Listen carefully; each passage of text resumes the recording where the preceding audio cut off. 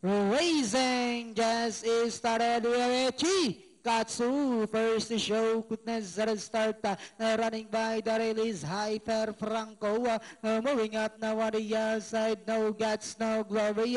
The next online is Leon Pace, Virtual Angel, running by the rail comes Punchline. September Morning comes next, alongside comes entry number 3, and this one is Stormtrooper, Tawan it second last, while Gintong Gantimpala is the early trailer by about 12 lengths of the leader, half-mile distance.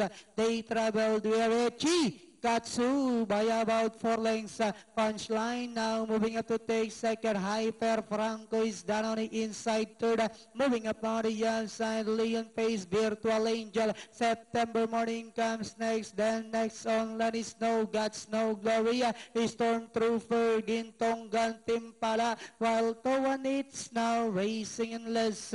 In the day now entering the home stretch. The lead now belongs to Punchline to take the lead. Katsu draws back in second. Leon Pace is on the outside as they swing for Roma. We have Punchline by about 2 lengths. Katsu in second. Moving up on the outside, Leon Pace, September Morning. Last 50 meters. It's all Punchline, and finally Punchline second, close between September Morning, Leon Pace, Katsu.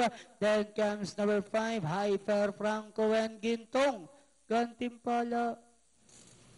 So